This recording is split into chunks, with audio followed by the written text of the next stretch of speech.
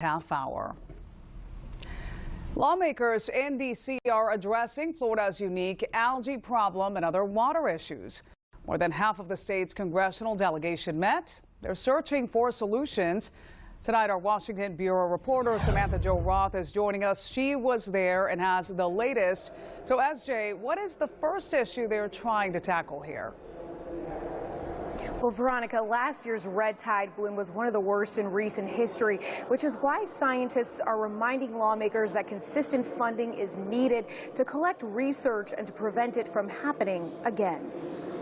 In Florida, we are all environmentalists. Florida is the only state on the mainland with 2 coastlines, so lawmakers know just how critical it is to combat issues like oil drilling, red tide, and harmful algal blooms. My district is right in the heart of all of this. Congressman Greg Steube would like to see the federal government assist in helping to convert homes on septic tanks to sewer systems. It's no secret that a lot of these algae blooms, where they're blooming, comes from areas that have high concentration of septic tanks. Experts from across the state testified about the situation and urged federal lawmakers to provide more funding and to better coordinate with their counterparts on the local level. And that's what they're planning to do. We are working with Senator Rubio on a Reef Conservation Act reauthorization that would include funding to restore Florida's Great Reef, which has been plagued by bleaching as of late because of nutrients and other pollution.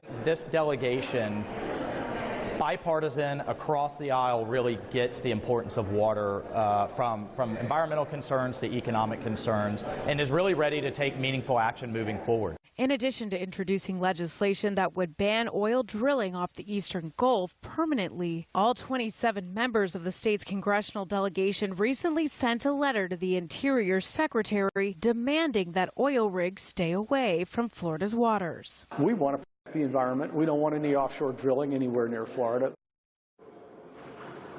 Well, this letter from the delegation comes as the Interior Department prepares to release a 5-year plan that would open up the outer continental shelf to gas and oil exploration. Now, it's not clear if any exceptions will be made for the Sunshine State. We're live on Capitol Hill this evening. Samantha-Jo Roth, Spectrum, BN9. All right, SJ, thanks for the update.